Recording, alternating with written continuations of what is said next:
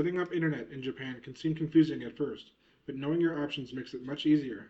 Today, I'll walk you through choosing a provider, the application process, temporary solutions, and my personal experience. Internet availability depends a lot on the apartment you move into. Some places come with building-wide internet that's already set up and included in your rent or utility fees. That's convenient, but the speeds can be slower since everyone in the building shares the same line. Other apartments don't have pre-installed service, which means you'll need to sign your own contract with a provider and sometimes even schedule a technician to install wiring into your unit. So before you move in, it's always worth asking exactly what the internet situation is. Japan has several big internet providers like NTT, SoftBank, au, and Docomo. The service you can get may depend on where you live, and sometimes even your building will recommend or only allow specific providers. Plans usually differ by speed, contract length, and monthly price, so it's a good idea to compare them carefully. To get internet, you usually have to apply in person at a provider's official store or through a sales agent.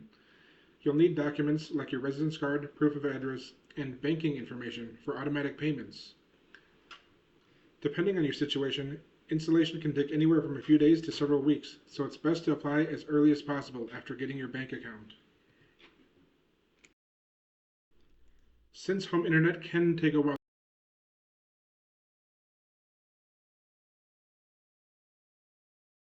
to get set up, many people use temporary solutions. One option is renting a pocket Wi-Fi, which is a portable router you can pick up at the airport or order online.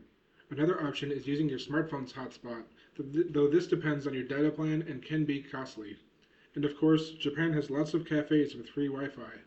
A unique choice here is manga cafes, which are 24-hour comic book cafes where you pay by the hour and get access to private booths with internet and computers. These are convenient stopgaps until your home internet is installed. Let's look a little deeper at the temporary solutions. Pocket Wi-Fi rentals can be picked up at airports, electronic stores, or delivered to your home. They're great for short stays or while you wait for installation, but they usually have data caps and can't handle heavy use like streaming or gaming. Mobile hotspots are the simplest option if your phone plan allows it, but costs can add up quickly. And then there are manga cafes, where you pay by the hour to use a private booth with internet and often unlimited soft drinks. These are especially common in cities and stay open 24/7.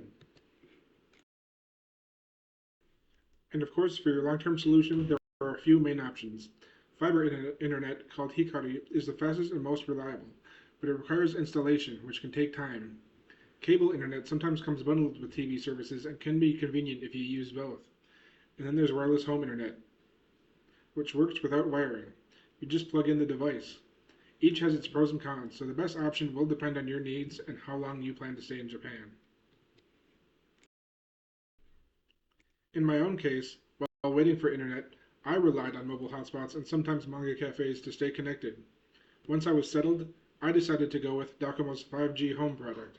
It's a device you just plug into an outlet with no need for installation or wiring.